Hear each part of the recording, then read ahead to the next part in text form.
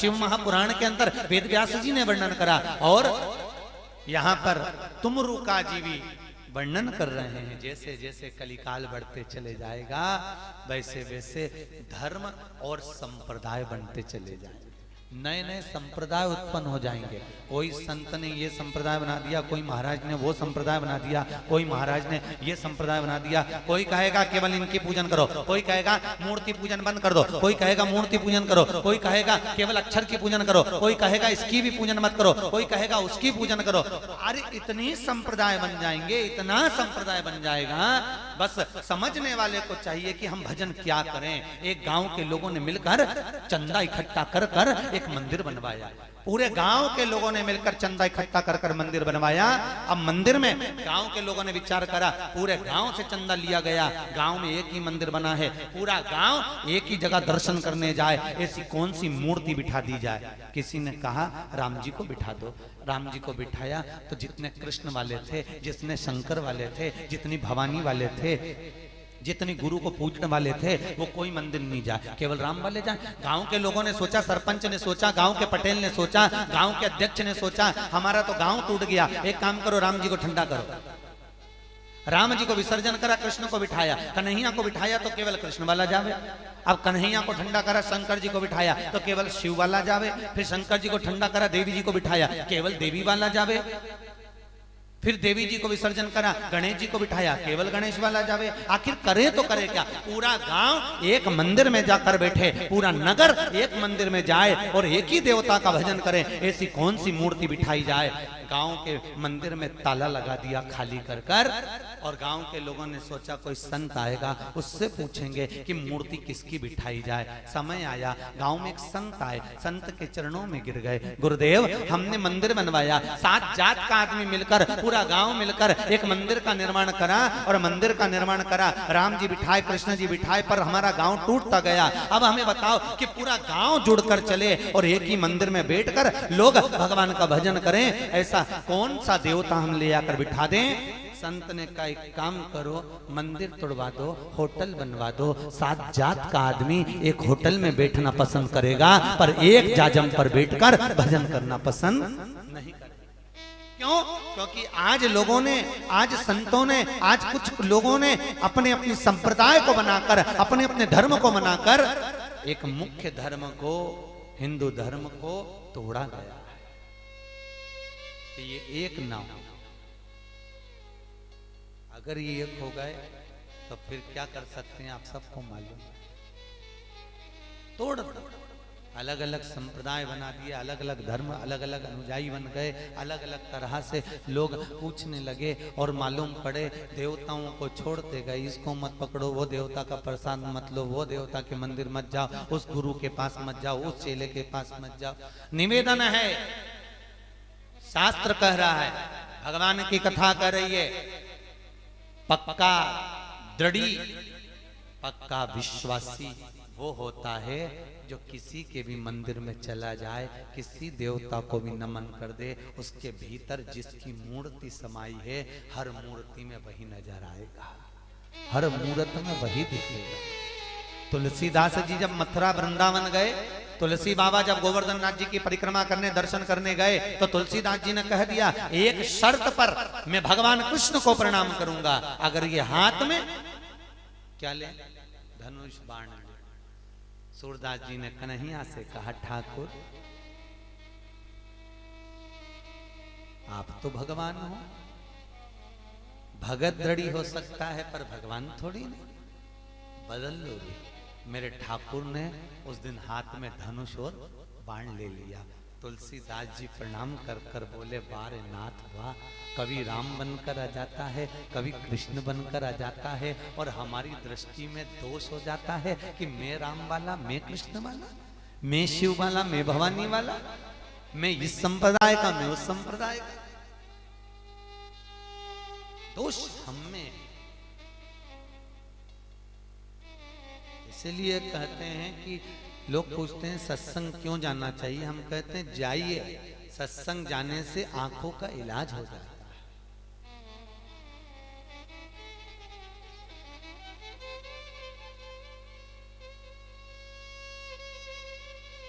सत्संग में पहुंचने से हमारे नेत्रों का जो विकार है, हमारे नेत्रों का जो कुछ ना कुछ जो पर्दा है, हमारे नेत्रों में जो जाली है, हमारे नेत्रों में जो काम लोभ विषय वासना का जाल लगा हुआ है, वो हट जाता है।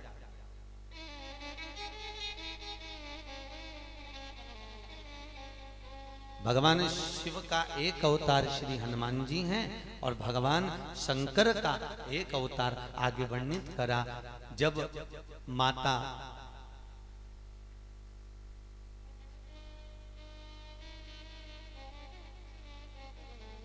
अनसुईया मैया की परीक्षा लेने के लिए तीनों देवता जब आए, कथा सुनिए ना भागवत जी, ब्रह्मा विष्णु और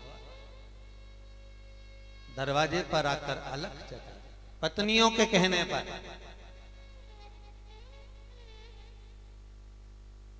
भगवान शंकर ने पार्वती को मना कर दिया था, मैं अनसुईया की परीक्षा लेने नहीं जाऊंगा, नहीं जाना पड़ेगा।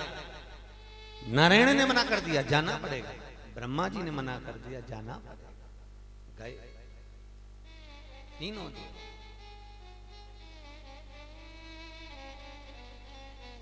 होता है घर में सबसे पहली रोटी किसकी बनती है? जम के बोलो, गाय। आखिरी रोटी किसकी बनती है? कुत्ता की। ठीक है, आज भी रोटी वही बन रही है, बस पति को ऑफिस जाना था, दुकान जाना था, खेत जाना था, खलियान जाना था, सर्विस पर जाना था, उसने कहा जल्दी रोटी दे। पत्नी ने सबसे पहली रोटी बनाई, पति को खिलाई। गाय के हिस्से की रोटी उसने खाली, बेचारा गऊ जैसा हो गया। गऊ पत्नी के जाओ बाजार से ये ले आओ, मुंह से आवाज नहीं निकले चले जाए। कई कई माताएं कहती है, मेरा पति, मेरा बेटा शादी के पहले कितना गुस्सा करता था, शादी के बाद इसका गुस्सा गया कहां? पत्नी का कहने में चलने लगा। अब उसको कौन समझाए कि गौ माता के हिस्से की खवा दी,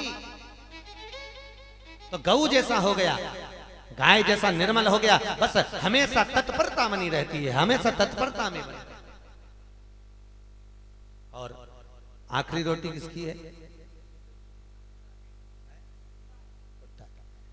आखिरी रोटी कुत्ता की है।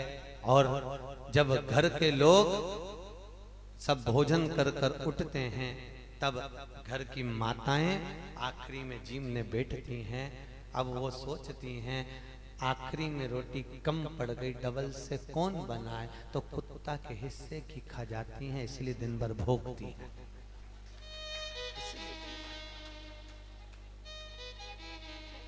अब कोई समझने वाला तो समझ पाता नहीं है कि माताएं आपस में क्यों झगड़ती। वही सास बहू को लेके आई है, इतनी रकम देकर, रकम चढ़ाई, कपड़े चढ़ाए, इतना सारा सामान देने के बाद बहू को लाई, कितने अरमान से लाई, पर समझ में नहीं आता आखिर सास बहू का झगड़ा क्यों होता है? क्यों होता है? आखिर देवरानी जेठानी का आपस में कोई लेन देन नहीं है, ना जेठानी का हिस्सा देवरानी ले रही है, ना देवरानी का हिस्सा जेठानी ले रही है, ना ननन से कोई लेन देन है। इसके बाद भी घर में जितनी माताएं रहती हैं उनमें क्लेश क्यों होता है? उसका केवल एक कारण है, एक ही कारण है कि आखिरी की जो रोटी है वो कुत्ता के हिस्से की है, और कुत्ता के हिस्से की रोटी कहीं हमारे खाने में आ जाती है, इसलिए घर में दिन भर भूखने में निकल जाता, पूरा घर दिन भर क्लेश में निकल जाता।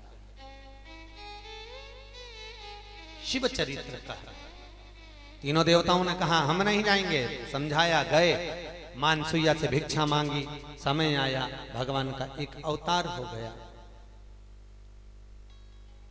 शिव से दुर्वासा बाबा का प्रागट्य है। किससे? शिव से। नारायण से दत्त का प्रागट्य है।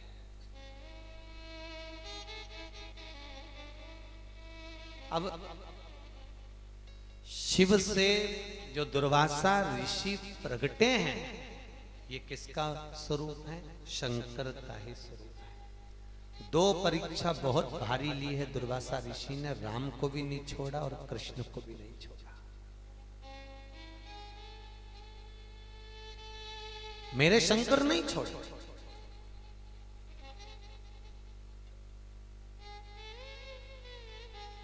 ना राम जी को छोड़ा, ना कृष्ण को छोड़ा, मेरे शंकर ने परीक्षा लेने में। और दुर्वासा ऋषि के रूप में जब भगवान राम की परीक्षा लेने गए, आप सबने श्रवण करा होगा शास्त्रों में, कथाओं में, कि जब मेरे दुर्वासा ऋषि राम जी के पास पहुंचे और राम से कहा, राम तुम्हारा राज्य पाठ स्थापित हो चुका है, समय बीत चुका है, माता सीता वन में निवास कर रही हैं, मुझे तुमसे कुछ बात करना है, पर अपन दोनों की बात को जो सुन लेगा उसका तुम्हें अवश्य त्याग करना पड़ेगा। ठीक है, आइए भीतर। दुर्वासा ऋषि और राम के शब्द को लक्ष्मण जी आ जाते हैं और सुन लेते। और लक्ष्मण जी आए, फिर लक्ष्मण जी का त्याग करने की बात दुर्वासा बाबा को कहे, त्याग करिए।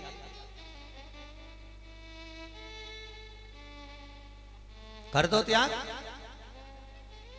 इस लक्ष्मण का त्याग करना पड़ेगा। भगवान राम की आंखों में अश्रु भर गए, पर दुर्वासा बाबा जो परीक्षा ले रहे हैं, मेरा शिव जो परीक्षा ले रहा है, तो त्याग करना पड़ा। और दूसरी परीक्षा भगवान कृष्ण की यहाँ जाकर भगवान शंकर ने ली, दुर्वासा ऋषि के रूप में। द्वारकापुरी में पहुंचकर भगवान जाकर कहते हैं, दुर्वासा ऋषि कोई मुझे मेहमान रख लो, कोई मुझे मेहमान बना लो, कोई मुझे मेहमान रख लो। अब पूरी द्वारका के लोगों को मालूम है इसको गुस्सा बहुत आता है। अब जिस व्यक्ति को गुस्सा आता है उस व्यक्ति को कोई घर में मेहमान बनाएगा?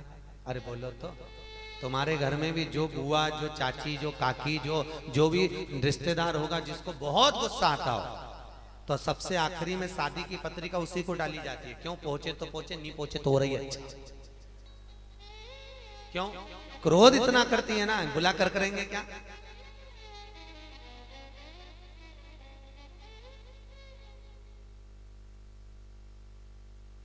इतना क्रोध उसके भीतर भरा होता है कि उसको बुलाएंगे तो क्रोध करेगी, उसको बुलाएंगे झगड़ा करेगी। तो एक काम करो, आखिरी में बुला। और जिसको बहुत नम्रता होती है, जिसमें बहुत मिठास होती है, जिसमें बहुत सहजता होती है, ईमानदारी से बोलो, उसको 4 दिन पहले बुला लेते। जी जी आना हो, कब आ रही थी? इतनी तारीख को। नहीं नहीं नहीं, 3 दिन पहले जा, माता पूजन इतनी तारीख की, तो 2 दिन पहले जा, मेहंदी मंडवा लेना, मंडप का सारा काम तुझे करना। जिसमें मिठास है, जिसमें प्रेम है, जिसमें वात्सल्यता है, जिसमें असने हैं, उसको प्रथमता में।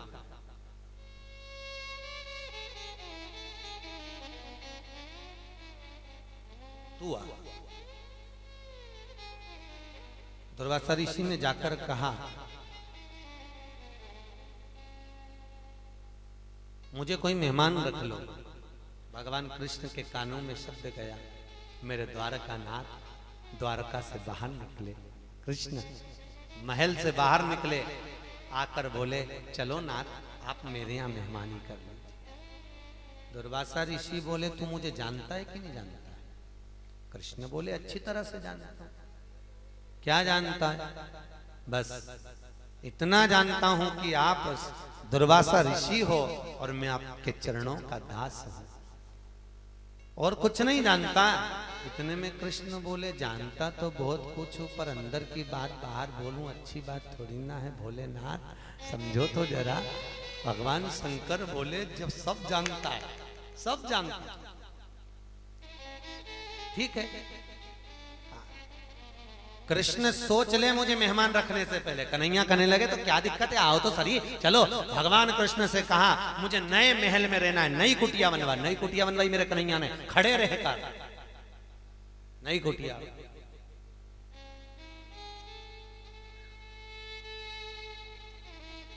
और कृष्ण ने नई कुटिया बनाई, दुर्वासा ऋषि उसमें रह रहे। 2 दिन बाद कभी तो दुर्वासा ऋषि को मालपुआ खाने को चाहिए, कभी रबड़ी खाने को चाहिए, कभी रसगुल्ला खाने को चाहिए, कभी पूड़ी खाने को चाहिए। कुछ ना कुछ दुर्वासा ऋषि मांग रख देते परीक्षा लेने के लिए, मात्र परीक्षा के लिए।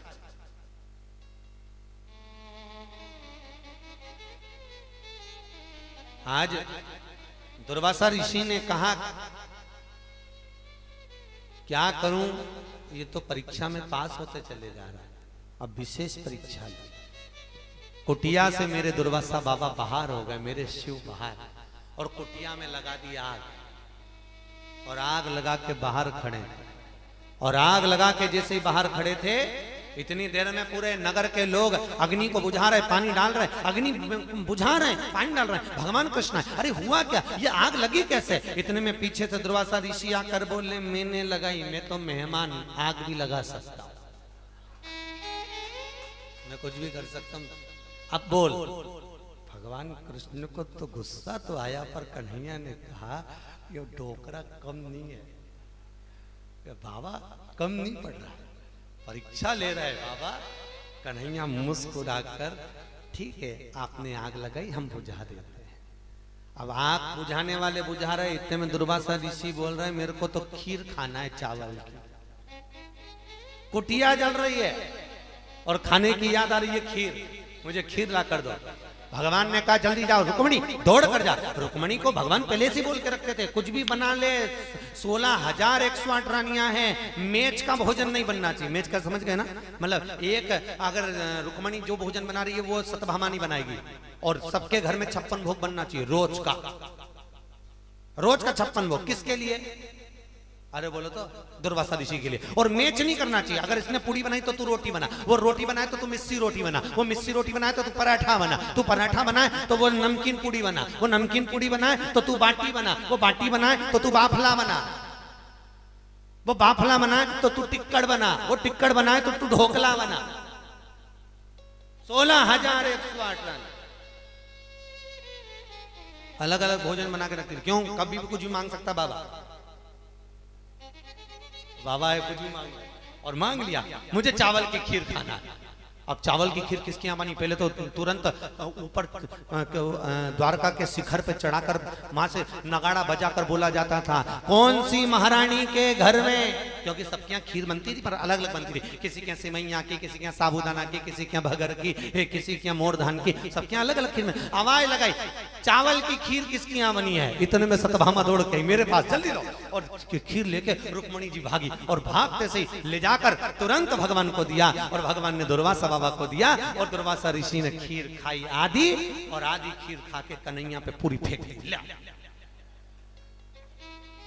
पूरी खीर कन्हैया पे, और कहा हे कृष्ण, पूरे शरीर पे लगा। कन्हैया कुछ नहीं बोले, पीछे से रुक्मणी जी बोली लगा लो चंदन है, लगा। और पूरे शरीर पर जब खीर लगाई, खीर लगाने के बाद रुक्मणी को हंसी आई, और क्या हंसी अपने पति पर कि और लाओ ऐसा मेहमान, और लाओ। जो हंसी दुर्वासा ऋषि को क्रोध आ गया। क्रोध आना था कृष्ण को कि कृष्ण पर हंसी थी, पर क्रोध आया दुर्वासा ऋषि को। और दुर्वासा ऋषि कौन? शिव। और शिव को क्रोध क्यों आया? क्योंकि मेरे इष्ट पर हंस रही, क्रोध आ गया मेरे भगवान को। और क्रोध में आकर भगवान दुर्वासा ऋषि बोले आज पूरी द्वारका घूमने जाऊंगा, पर पैदल नहीं जाऊंगा, रथ में बैठकर जाऊंगा। और रथ में ना घोड़ा लगेगा ना घोड़ी लगेगी, रथ में रुक्मणी जी रथ खींचकर लेकर जाएगी। घोड़े के जगह पर रुक्मणी जी लगे और रथ खींचकर लेकर चले। लाओ रथ बुलवाया, घोड़े की जगह पर रुक्मणी जी को लगाया। रुक्मणी रथ लेकर चली है क्योंकि इसने मेरी हंसी उड़ाई है। चलिए, हाथ में कोड़ा दुर्वासा ऋषि ने पहली बार हाथ में लिया। रुक्मणी खींच रही है रथ, पीछे मेरे द्वार का नाच चल रहे हैं। कुछ दूर चलने के बाद रुक्मणी बेहोश हो गई। बेहोश हुई, भगवान दुर्वासा ऋषि ने पानी का छींटा दिया, रुक्मणी उठी। कृष्ण, मैंने तेरे पूरे शरीर पर खीर मलने का बोला था ना तेरे को? कृष्ण बोले प्रभु मली तो पूरे शरीर पर खीर लगाई है, पांव के तलवे में क्यों नहीं लगाई? भगवान, आपकी खाई हुई प्रसादी है और प्रसाद को पांव के तलवे में कैसे लगाता, इसलिए नहीं लगाई। कृष्ण, मैंने तो तुझको कवच दिया था, तेरे प्राण न छूटे उसके लिए। जा, अब तेरे प्राण छूटेंगे तो पांव के तलवे से ही छूटेंगे। पांव शिव कवच प्रदान करने वाला है, मेरा ओघणी मेरा शंकर। अपन कहते हैं अगर कोई बीमार पड़ गया तो मृत्युंजय जाप करिए, महामृत्युंजय के अनुष्ठान करवाइए। अगर किसी को कष्ट हो गया तो शंकर की आराधना करो। अगर वास्तु पूजन करना है तो शिव की आराधना करो। अगर गृह प्रवेश करना है तो शंकर की आराधना करो। क्यों कहते हैं? क्योंकि शिव मृत्यु को भी जीतने वाला है। इसलिए तो भगवान शंकर दुर्वासा का रूप रखकर भगवान कृष्ण के पास जाकर कहते हैं कि मैंने तुझे जो खीर दी थी अगर पूरे शरीर पर लगा लेता तो तेरे को मरता नहीं, प्राण छूटते नहीं, गौलोक को वापस जाता नहीं। पर तूने लगाया कहां? खीर लगाई।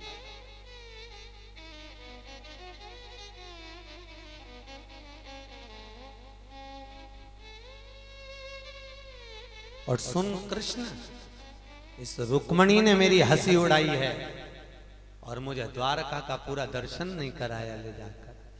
इसलिए इस रुक्मणी का तुझे द्वारका से त्याग करना पड़ेगा।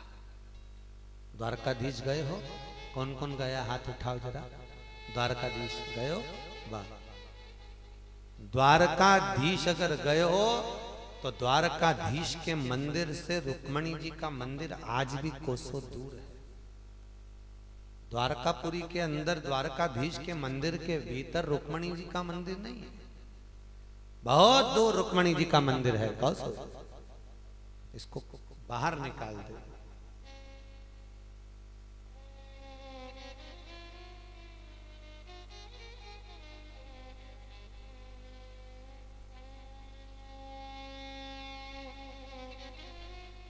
और अगर नहीं भी दर्शन करे हो तो 27 दिसंबर से कथा है द्वारका में,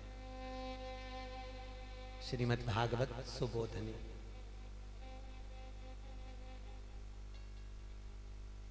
आप लोग भी सुनिएगा, पधारिए। द्वारकापुरी में होगी, 27 दिसंबर से चालू है। हैदराबाद के महेश्वरी समाज करा रहा है। तो द्वारकाधीश के मंदिर से रुक्मणी जी का मंदिर कोसों दूर है, मात्र हसदी है, और वो भी भगवान शिव के इष्ट पर हसदी। हमेशा याद रखो, कोई भजन करने वाला, कोई कीर्तन करने वाला, कोई स्मरण करने वाला, कोई दान करने वाला, कोई नाम जाप करने वाला, हर तरह के संत होते हैं जी, हर तरह के जोगी, हर तरह के सन्यासी, हर तरह के तपस्वी, हर तरह के साधक, हर तरह के उपासक, ना जाने कितने कितने तरह के होते हैं। कौन किस भाव में बैठकर तप कर रहा है, कौन किस भाव में बैठकर भजन कर रहा है, कौन किस भाव में बैठकर स्मरण कर रहा है। जरा विचार करिए, सनकादि ऋषि मात्र बैठकर तप कर रहे थे और पितरों की कन्याओं के चलते समय उनके शरीर का लहंगा लग गया था, तो सनकादि ऋषियों ने श्राप दे दिया था कि तुम्हें पृथ्वी पर जन्म लेना पड़ेगा। केवल लहंगा लगा। इसलिए शास्त्र कहता है, कथा सुनने अगर कोई बैठा हुआ है, प्रवचन सुनने बैठा है, कोई सत्संग सुनने बैठा है, कोई नाम जाप करने बैठा है, कोई स्मरण करने बैठा है, अगर हम निकल कर भी जा रहे हैं तो दूसरे को कष्ट देकर ना जाए, किसी को हमारा कपड़ा न लगे, किसी को हमारा पाँव न लगे। क्यों? इतने सारे श्रोताओं में ना जाने कौन कौन से देवी देवता आकर बैठकर कथा का रसपान करते हैं, ना जाने कौन कौन कथा को श्रवण करते हैं। इसलिए हम चलते समय भी हमारा पाँव किसी को ना लगे, चलते समय भी हमारा कपड़ा किसी को ना लगे, चलते समय भी हमारा वस्त्र किसी को ना लगे, किसी को व्यवधान ना। क्यों? हमारे विनोद भाई के छोटे भाई यहाँ बैठते हैं और कोई फूल पत्ती चढ़ाने आता है तो यहाँ से मना कर देते हैं, भैया बाद में चढ़ा लो, शुरू में आओ या आखिरी में आओ, बीच में क्यों नहीं। इतने लोग कथा श्रवण कर रहे हैं, ना जाने कौन किस डोर को बांधकर, किस लगन को बांधकर, किस तरह से कथा में बैठा हुआ है और उसका ध्यान कहाँ है। और इतनी देर में आपका आगमन हुआ और उसका ध्यान, उसकी साधना, उसका तप, उसकी आराधना टूट गई। आपको लगता होगा कि क्यों मना कर रहे हैं, क्यों मना कर रहे हैं, क्यों कहा?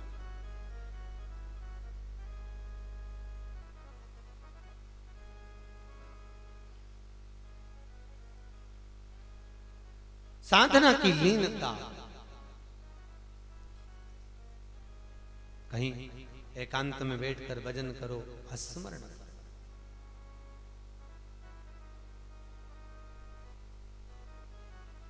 नाम जाप करते रहो।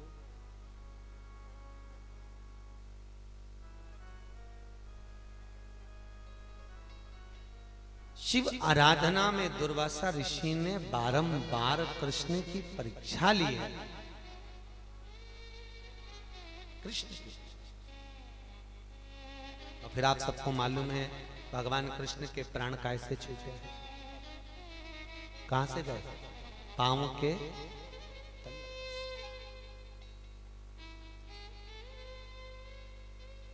कोई स्थान नहीं दूसरा। शंकर ने तो अमरता प्रदान कर दी थी, मेरे शिव दुर्वासा बनकर आए और उन्होंने अमरता दे दी कि हां नहीं मरेगा, प्राण नहीं छूटेंगे, जा।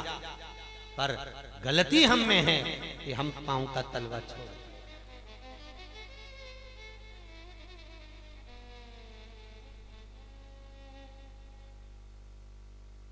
भगवान तो देने को तैयार बैठा, तुम मांगो जो दे दो, पर निवेदन है वो देने को तैयार बैठा है, पर लेने की पात्रता क्या हमारी है? वो तो दे देगा, बैठा ही इसलिए कि तुम आओ और जो मांगो मैं दूंगा, दूंगा जो मांगोगे दूंगा, पर पात्रवान होना चाहिए। शेरनी के दूध को रखने के लिए सोने का पात्र चाहिए, उसी तरह भगवान की कृपा पाने के लिए भक्ति का पात्र चाहिए। भक्ति का पात्र होगा तो भगवान को मिलने में देरी नहीं। एक आप लोग कीर्तन में गाते हो, कौन कहता है भगवान आते नहीं, द्रौपदी की तरह तुम बुलाते। कौन कहता है भगवान खाते नहीं।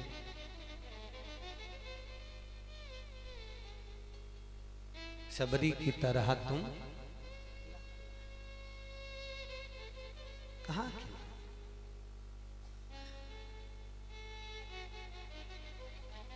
कब आए थे राम सबरी के दरवाजे पर? सबरी रोज बेर तोड़ के लाई तब राम आए थे क्या? अरे बोलो तो नहीं। सबरी रोज रंगोली डाली तब राम आए थे क्या? अरे बोलो नहीं। सबरी ने रोज सेज बिछाई राम आए नहीं।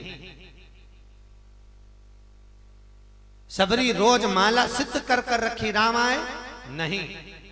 सबरी जब बीमार पड़ गई, थोड़ा शरीर में कष्ट था, आज बेर तोड़कर नहीं लाई है, आज दरवाजे पर रंगोली नहीं डाली है, आज सेज नहीं बिछाई है, आज माला सिद्ध नहीं करी है, घर में फैलारा पड़ा हुआ है, तब शबरी के दरवाजे पर राम का आगमन हुआ है।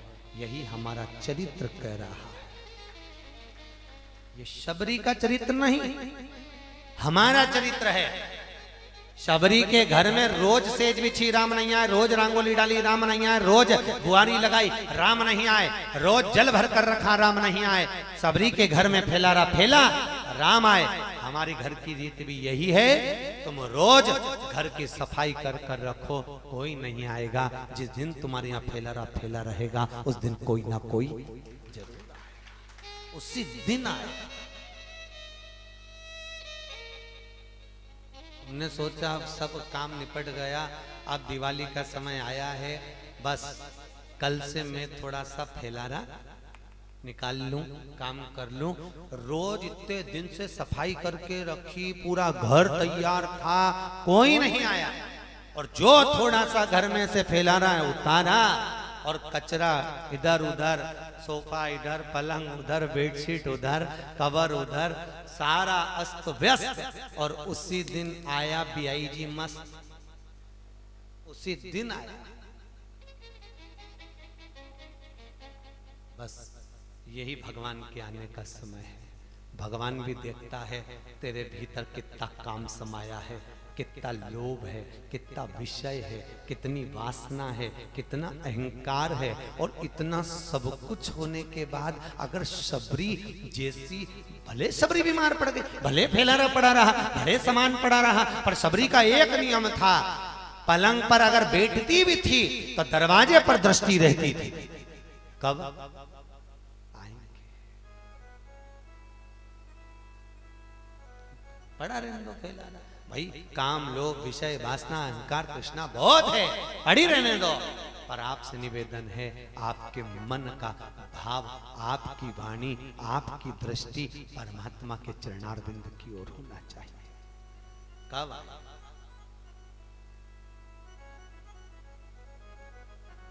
कब पहुंचे।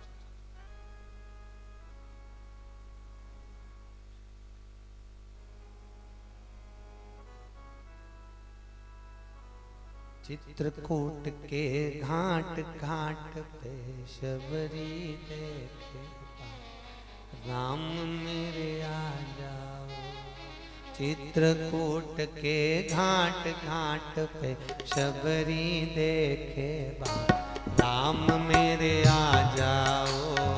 चित्रकूट के घाट घाट पे सब बोलो शबरी देखे राम मेरे आ जाओ। पंपा जी के घाट घाट पे शबरी देखे राम मेरे आ जाओ। पंपा जी के घाट घाट पे शबरी देखे सब बोलिए, प्रेम से बोलिए। राम मेरे आ जाओ।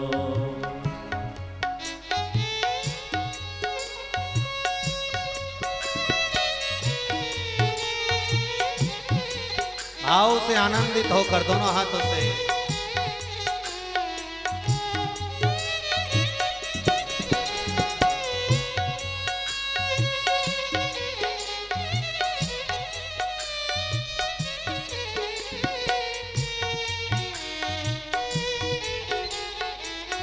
जय हो।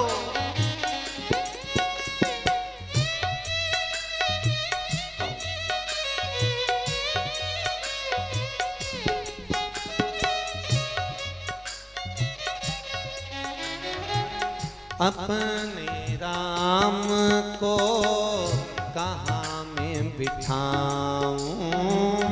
अपने राम को कहाँ मैं बिठाऊं। अपने राम को कहाँ मैं बिठाऊं। अपने राम को कहाँ मैं बिठाऊं। रे टूटी फूटी खाट खाट पे बिछा पुराना टाट राम मेरे आ जाओ। टूटी फूटी खाट खाट पे बिछा पुराना टाट राम मेरे आ जाओ। ओ चित्रकूट के घाट घाट पे शबरी देखे राम मेरे आ जाओ। चित्रकूट के घाट घाट पे शबरी देखे राम मेरे आ जाओ। दोनों हाथों से प्रेम से जो हो। और आज की बात, कल से कोई नहीं कहेगा ताली बजाओ।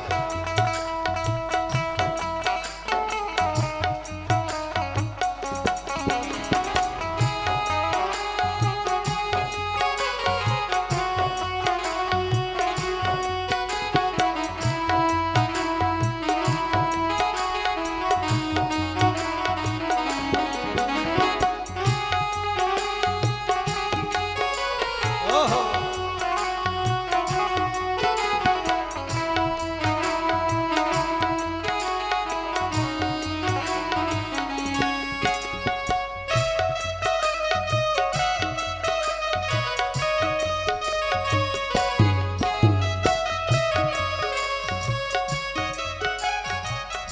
अपने राम को क्या मैं खिलाऊं।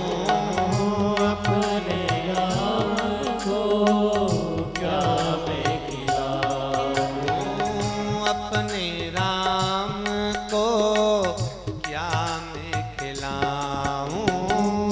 अपने राम को क्या मैं खिलाऊं। रे खट्टे मीठे बेर बेर के लगे हुए हैं ढेर राम मेरे आ जाओ। खट्टे मीठे बेर बेर के लगे हुए हैं राम मेरे आ जाओ। ओ चित्रकूट के घाट घाट पे शबरी देखे बाट राम मेरे आ जाओ। चित्रकूट के घाट घाट पे शबरी देखे राम मेरे आ जय हो।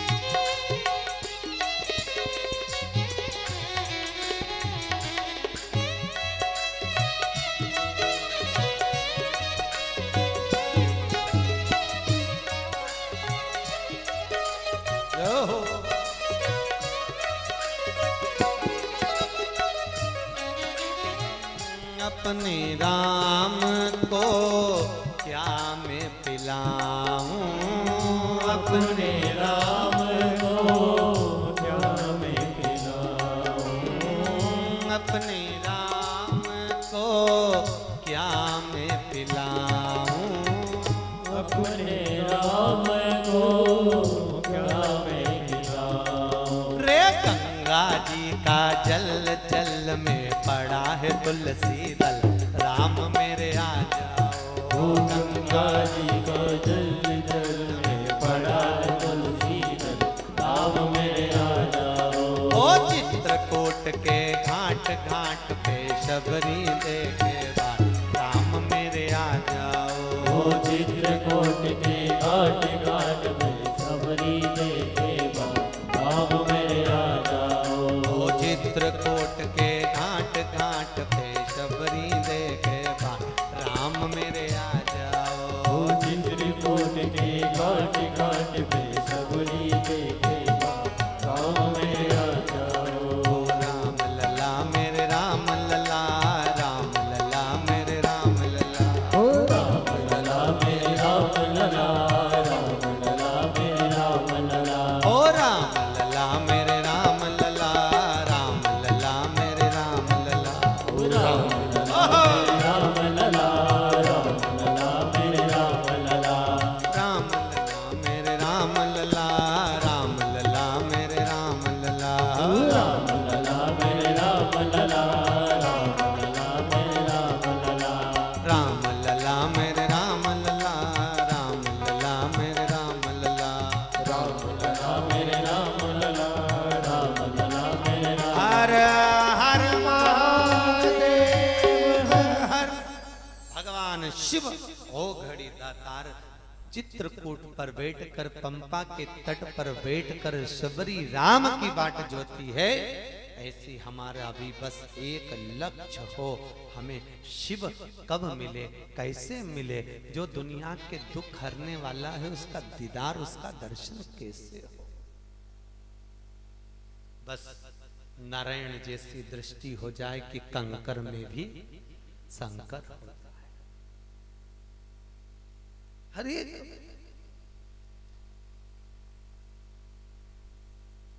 कंकर में भी शंकर नजर आने लगे, भाव प्रबल हो गया। समय आया,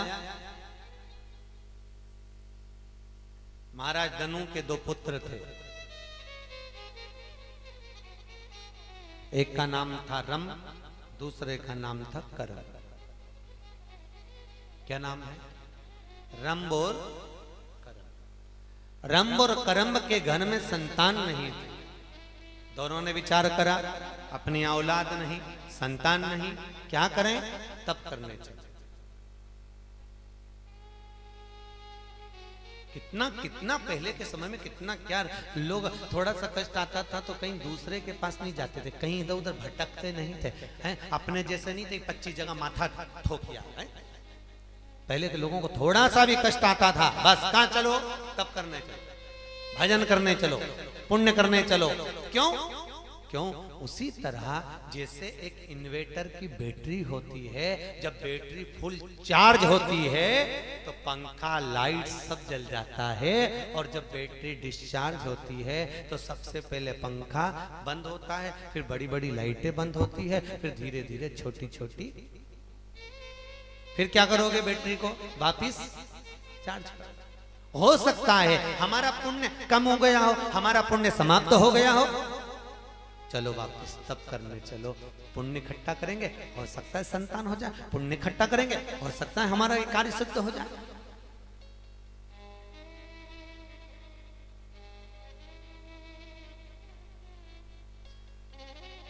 पर संसार में नहीं पड़े। रोटी बनाते हो? अरे बोलो तो, फिर आज तो बनाई नहीं होगी।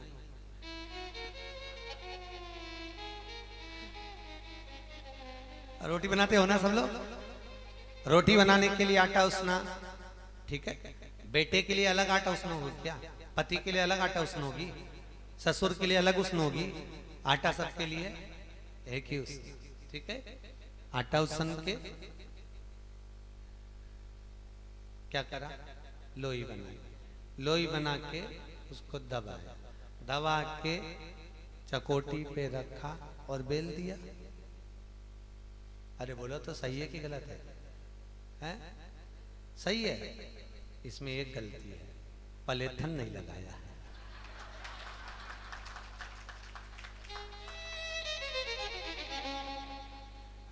रोटी तुम बनाते हो, याद हमको है।